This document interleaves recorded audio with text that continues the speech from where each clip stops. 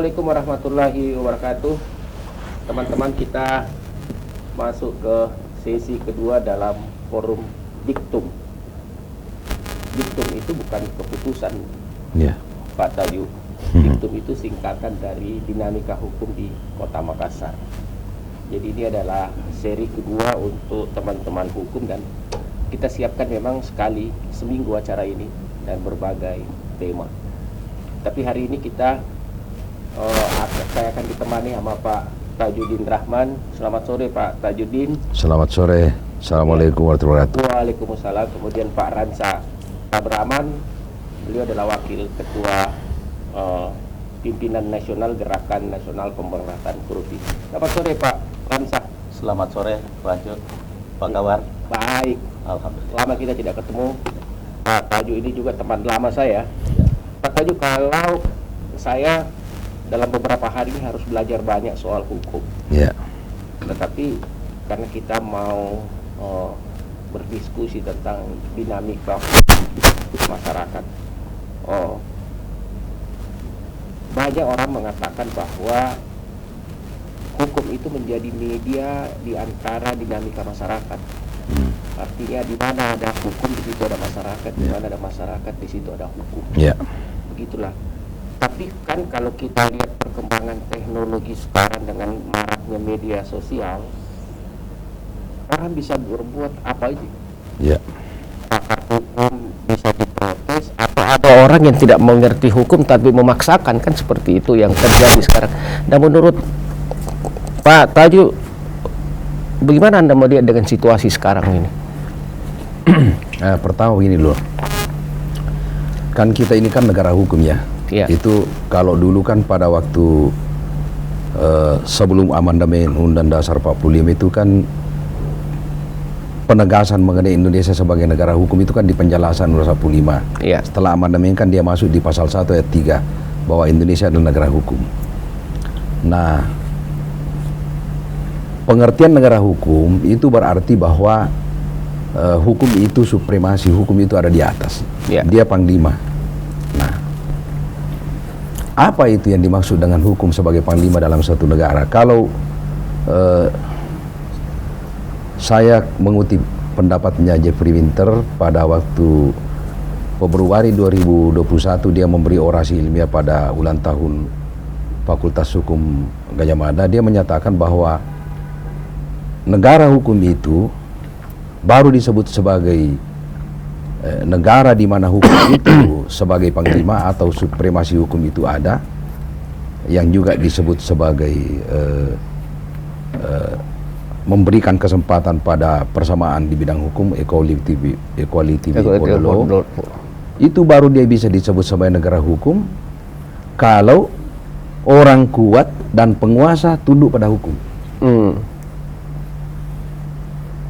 Kan kalau misalnya orang yang lemah, masyarakat pinggiran itu kan dia pasti tidak mungkin dia melawan hukum. Tetapi pada dasarnya saat ini, sekarang ini, sebenarnya sejak zaman Orde Baru itu sebenarnya kalau menurut analisanya Jeffrey Winter itu memang sebenarnya tidak pernah hukum itu panglima di Indonesia. Kalau di zaman Orde Baru itu kan kekuasaan itu kan berada di tangan satu orang yang sangat kuat, dan kemudian orang di sekelilingnya itu yang disebut sebagai oligarki kekuasaan itu, ya dia menyepelekan. Kan dulu kan panglima adalah ekonomi dan politik. Setelah reformasi itu karena rakyat berontak, dan kemudian karena reformasi itu tidak revolusi, maka para reformis itu dia tidak bisa menyelesaikan persoalan bangsa karena hukum itu belum tuntas sebagai panglima, kecuali dengan lahirnya KPK yang satu-satunya diandalkan itu. Kalau menurut analisanya Jeffrey Winter itu juga memang satu-satunya andalan reformis itu pada waktu itu adalah bagaimana melawan antara oligarki. Sebenarnya kalau Jeffrey Winter itu memberikan analisis mengenai oligarki itu, dia lebih pada kelompok penguasa yang berkolaborasi dengan para orang-orang kaya, yang kalau menurut Forbes itu kan hanya sekurang lebih 40 orang yang menguasai kekayaan kurang lebih 70% di Indonesia, sementara rakyat banyak itu tidak bisa apa-apa. Nah, menurut dia bahwa proses reformasi yang tidak tuntas ini karena bukan revolusi, maka hukum itu tetap tertinggal, kecuali andalannya adalah KPK. Jadi KPK itu sebenarnya menurut dia itu adalah perbenturan atau perang kekuasaan antara rakyat banyak yang berada di belakangnya reformasi dipelopori oleh para reformis dengan oligarki kekuasaan yang waktu itu kebingungan. Tapi Dia kan kehilangan keseimbangan, KPK kan cuma terbatas pada persoalan korupsi saja. Korupsi saja. Ah, itu masalahnya. Sedangkan kan kalau korupsi itu kan adalah yang dia mau sikat ini kan bagian atas itu. Tapi kan ternyata setelah reformasi itu kemudian terjadi perubahan kepemimpinan, Pak SBY turun misalnya. Menurut dia SBY itu sebenarnya dia bagus karena dia turun dengan bagus. Dia bisa tidak pernah mempunyai keinginan untuk lebih dari 2 kali. Tapi sayangnya menurut Jeffrey Winter itu dia tidak melakukan perbaikan terhadap kesempatan-kesempatan yang diperoleh oleh oligarki ini, sehingga mereka itu masih bermain. Apa yang dilakukan mereka itu adalah dia menjadi sponsor pada gerakan-gerakan politik yang resmi itu. Misalnya pemilu ya. Ya, kalau menurut Jeffrey Winter mengutip Joseph Schumpeter, dia mengatakan bahwa pemilu sebenarnya di Indonesia itu setelah reformasi dia hanya sebagai demokrasi prosedural yang intinya bukan memilih rakyat, jadi bukan rakyat oleh rakyat untuk rakyat, tetapi rakyat memilih untuk diperintah. Nah, kalau rakyat memilih untuk diperintah berarti kan sama dengan dia memilih pemimpin untuk menjajah dirinya. Nah, para kalangan oligarki yang menguasai kekayaan alam dan sebagainya di Indonesia ini mereka juga tetap sampai sekarang ini menjadi sponsor, dan dia sudah melakukan konsolidasi dan dia sudah bisa melemahkan KPK. Tadi kan Pak Tajuk bilang kalau Jeffrey Winter mengatakan kan sesungguhnya hukum itu kan kalau kita lihat secara filosofinya adalah equality for the law, persamaan hukum. Tapi kalau saya melihat itu kan persamaan itu terhadap perlakuan hukum untuk semua. Tetapi kan dalam hal akses kita berbeda, akses mendapatkan hukum. Nah, ini kan yang jadi masalah. Jadi tadi Pak Tajuk bilang misalnya KPK korupsi, tapi akses masyarakat terhadap hak kepemilikan misalnya, hak perdata yang lainnya, itu kan juga dikuasai oleh sebagian orang. Betul, sangat betul yang Bapak bilang. Karena kepincangan terhadap hasil pendapatan yang dinikmati oleh rakyat ini kan tidak pernah diatur dengan baik. Sekarang kita siapa yang bisa mengetahui dan siapa yang mengontrol bahwa bagaimana penggunaan pajak-pajak yang dikumpul dari baik yang orang kaya maupun orang miskin yang juga dipajaki itu, siapa yang bisa tahu bagaimana penggunaannya itu di Indonesia ini? Oke Pak Tajuk. Pak Ramsa, tadi Pak Tajuk bicara tentang KPK, Anda sebagai pengurus Gerakan Nasional Pemberantasan Korupsi, sebenarnya kan KPK itu kan dibuat ad hoc dengan anggapan bahwa pada suatu ketika kejaksaan maupun kepolisian itu kuat, maka bisa saja pemerintah menghapuskan kembali KPK itu. Dia buat di ad hoc. Pertanyaan masyarakat selalu dua. Apakah keenakan ini KPK menikmati kerjanya sekarang, atau memang APH yang lain, aparat penegak hukum, polisi dan kejaksaan memang susah sekali saya kasih pertanyaannya. Apakah mau dibilang tidak kuat, apakah tidak ada usaha memperkuat, atau memang dia tidak mau kuat? Nah, menurut Anda bagaimana sebetulnya? Jadi sebenarnya begini, saya gak bisa sebenarnya ngomong terlalu panjang ini. Ada senior saya di samping saya yang lebih paham tentang itu. Tapi saya akan memberikan jawaban bahwa dari awal lahirnya KPK bahwa muncul image di masyarakat ketidakpercayaan terhadap dua institusi lembaga negara di bidang hukum, kepolisian dan kejaksaan, karena banyaknya pengakalan kerja tuntas dan adanya kebincangan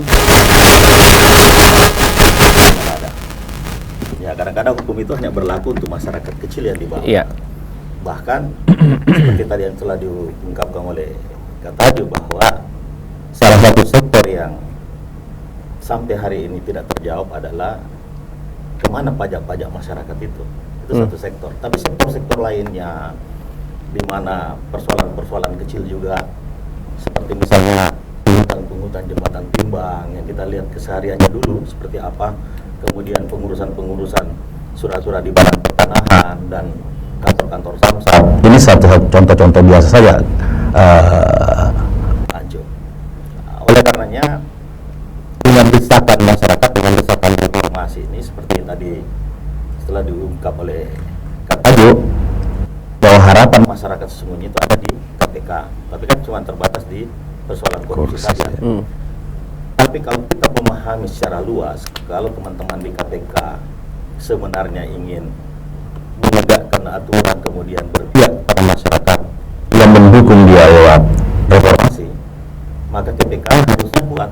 Nah, kemudian kalau pemerintah ini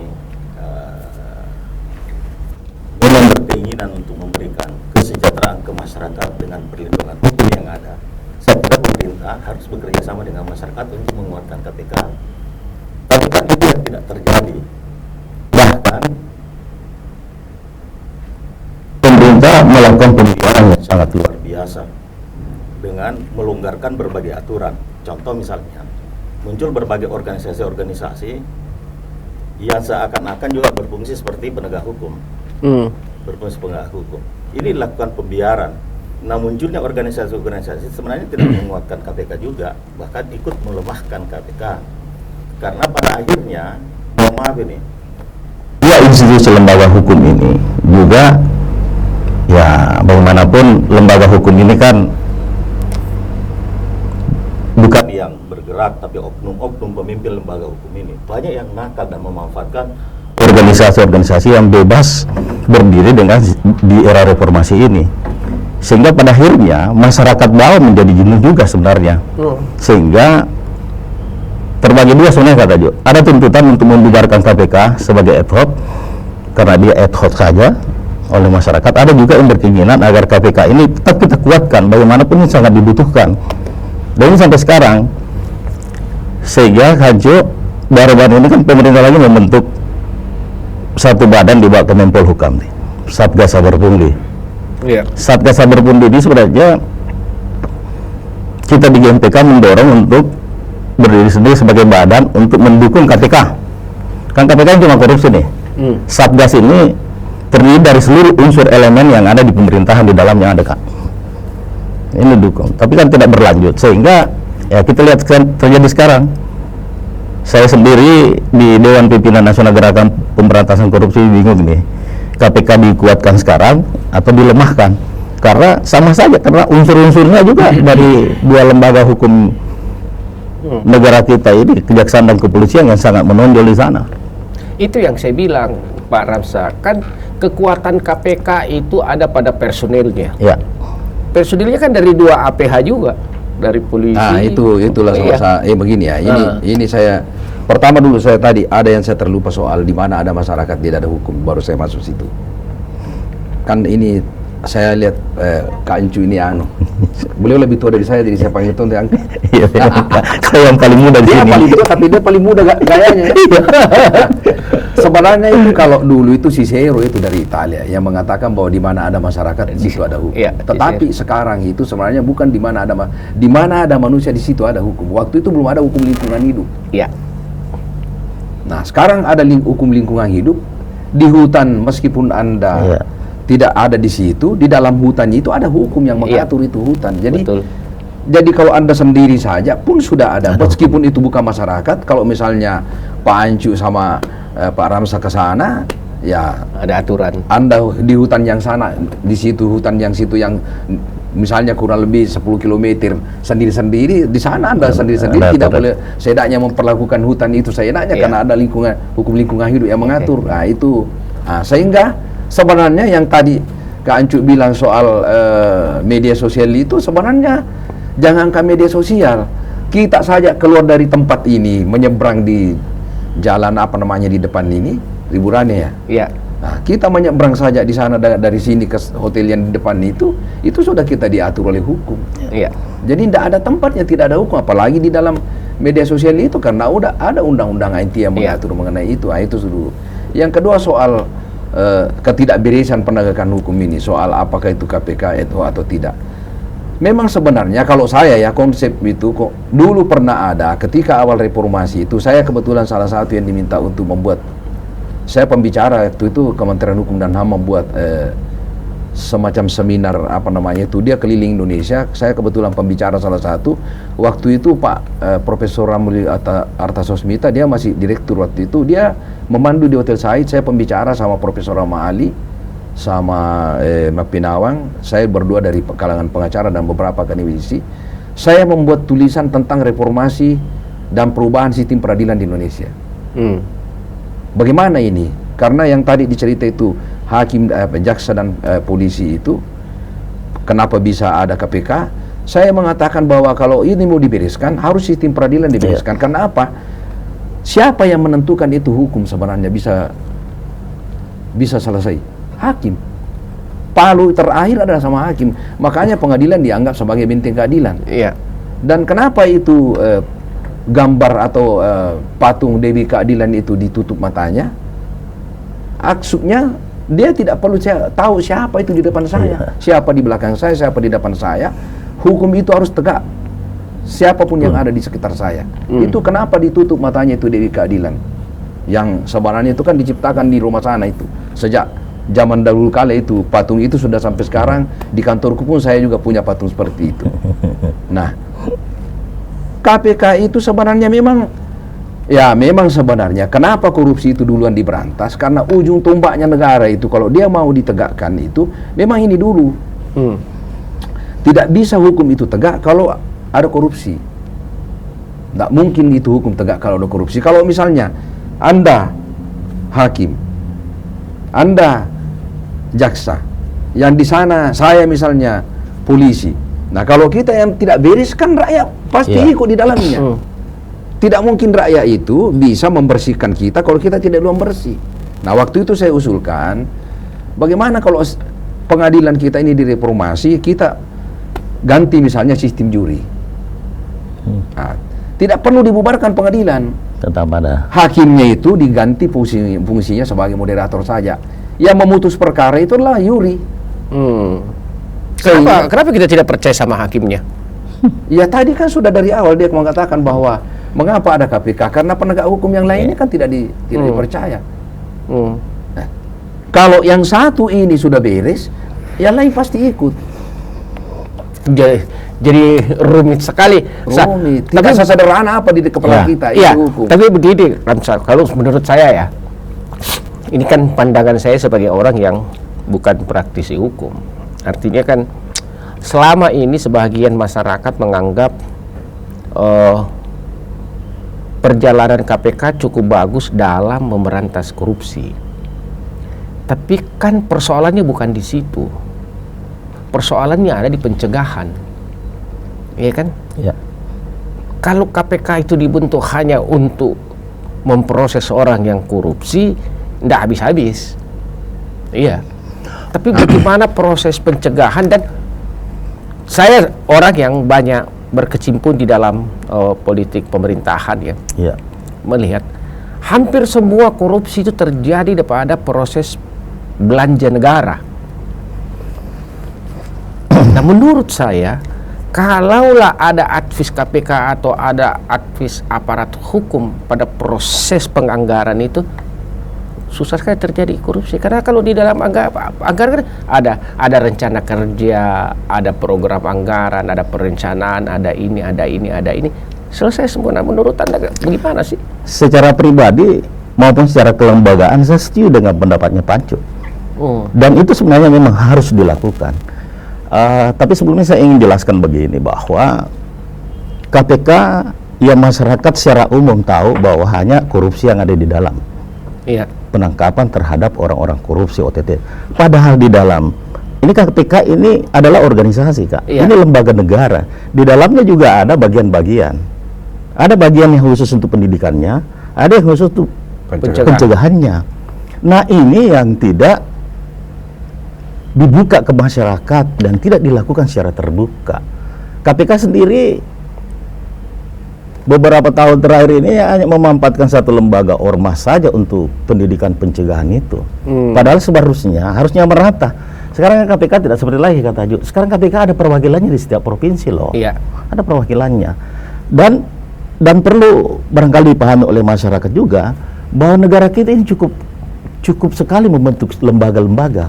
Contoh tadi Kak Ancum menyinggung soal persoalan anggaran daerah, anggaran negara, anggaran apa. Negara kita ini membentuk satu komite yang bertanggung jawab dengan satu undang-undang. Contoh, Komite Persaingan Usaha, ada KPPU Undang-Undang Nomor 5 tahun 99. Kalau soal barang dan jasa, di KPPU juga ada pasal 22 larangan persekongkolan dalam lelang. Ini yang saya jelasin dulu. Yang kedua, kita ada komite dan lembaga lain lagi. Ada LPJK, ada LPSC, sudah menjadi lembaga semua. LKPP, ada semua lengkap. Kalau dalam satu penganggaran, kalau memang ini pemerintah mau berpihak kepada masyarakat untuk mensejahterakan masyarakat, libatkan semua dalam penyusunan anggaran di setiap daerah atau anggaran negara. Saya kira tidak akan ada pelanggaran. Saya mau Ram, kan kalau kita masyarakat awam lucu aja Pak Tajuk, karena sederhana saya bilang sebetulnya tidak ada lagi korupsi. Kenapa? Ada KPK, ada polisi, ada jaksa, ada lembaga-lembaga yang seperti ada ombudsman, ada ombudsman, ada BPK, ada inspektorat. Ada inspektorat, benar. Ya. Terakhir ada Satgas Cyberbully kan? Ada. Kemarin saya berdiskusi di sini sama koordinator ACC Kadir, ya kan. Bisa dibayangkan Pak Tajuk kasus Batua.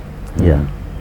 Dia bilang sama saya, Pak Ancu, kasus Batua itu adalah kasus yang tindak pidana yang paling sempurna. Karena perencana anggaran, kuasa anggaran, kontraktor, pengawas, inspektorat, semua tersangka. Ya kan lucu ini. Namun dia Anda bagaimana? Nah, ini kalau kita berbicara mengenai soal korupsi sebenarnya, tadi kalau soal anggaran negara saja, sebenarnya begini, ini kan sistem politik ini kan di dalam teori ilmu hukum itu politik dan hukum tidak bisa dipisahkan. Iya. Kan undang-undang itu adalah produk politik. Iya. Iya. Ya kan? Nah, antara undang-undang dan yang melahirkan undang-undang ini sama dengan siapa? Yang mana telur duluan atau ayamnya duluan? Ya kan? Nah, pemilu itu kan dibangun dengan proses politik. Dasarnya undang-undang pemilu. Siapa yang melahirkan undang-undang pemilu? Adalah lembaga legislatif dengan eksekutif di Indonesia yang bersama-sama. Sejak awal dia merancang itu bagaimana sistem pemilu dibangun dengan yang kalau dulu tidak, sekarang langsung. Apakah langsung itu menjamin bahwa pemilu itu benar-benar adalah adil dan orang bisa menikmati kekuasaan dan rakyat bisa diatur dengan baik dan untuk kepentingan kesejahteraan? Tidak. Nah, kan masalahnya negara ini kan dibangun berdasarkan pembukaan Undang-Undang 45 itu salah satu tujuan negara adalah untuk mensejahterakan rakyat Indonesia. Kan mencerdaskan kehidupan bangsa, mensejahterakan rakyat Indonesia, ikut serta melaksanakan ketertiban dunia. Kan itu tujuan negara. Iya. Nah, disebutlah kita sebagai welfare state, negara kesejahteraan. Nah, oleh karena itu kan semua proses bernegara itu harus tujuannya ke sana. Kalau proses bernegara itu bukan mensejahterakan rakyat, berarti negara tidak beres. Iya. Nah, faktanya sekarang dari awal saya mengatakan bahwa kesetaraan itu tidak ada. Bapak juga sudah bilang tadi bahwa tidak ada. Selalu saja, bahkan itu Jeffrey Winter mengatakan bahwa sebenarnya yang terjadi setelah reformasi itu, setelah para oligarki penguasa yang memiliki kekuasaan dan uang yang banyak itu, yang awalnya dia kebingungan, tapi belakangan dia bisa melakukan konsolidasi. Setelah dia bingung, sekarang dia sudah bisa melemahkan KPK. Bahwa ada pun mengenai lembaga-lembaga yang lahir itu kan yang isi juga tidak sama dengan awalnya. Iya. Contoh aja, pemilu pertama 99 yang menjadi anggota KPU adalah dari partai-partai politik. Saya dulu termasuk mendirikan PAN di Sulawesi Selatan. Kita tunjuk teman ke sana, tidak ada yang macam-macam. Sekarang KPU, siapa yang menjamin anggota KPU tidak bermasalah? Iya. Ya kan? Nah, dari sana sudah tidak beres. Apalagi ini kan sistemnya. Sistem negara itu sistem. Tidak ada satu pun yang dipisah-pisahkan. Seluruh komponen-komponen yang terlibat dalam organisasi negara, kalau satu yang tidak beres, pasti lainnya akan ikut. Ini negara sebagai sistem.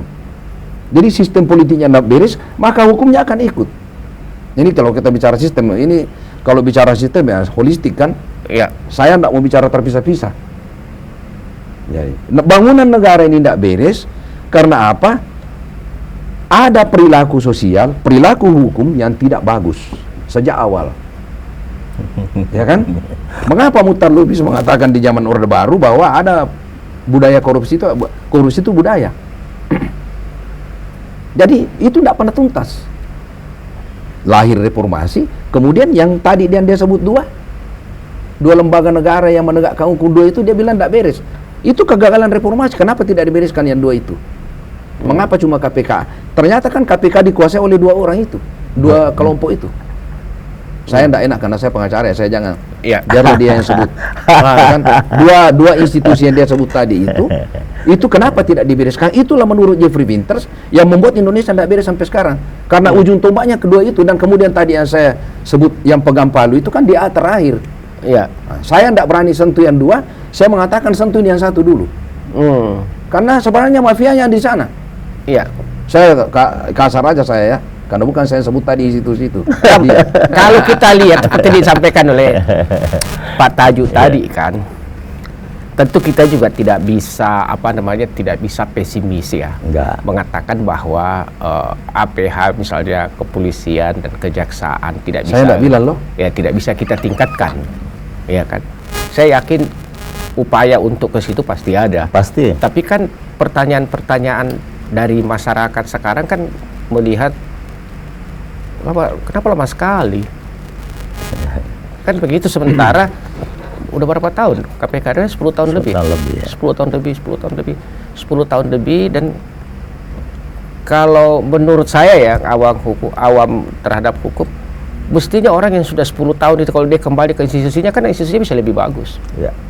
Tapi ya saya juga bisa memahami seperti apa yang disampaikan oleh Pak Tajuk, bahwa pimpinan-pimpinan di dua lembaga itu kan juga produk politik gitu. Tapi nanti kita lanjut Pak Tajuk di sesi kedua, kita break dan kita akan lanjut pada sesi selanjutnya.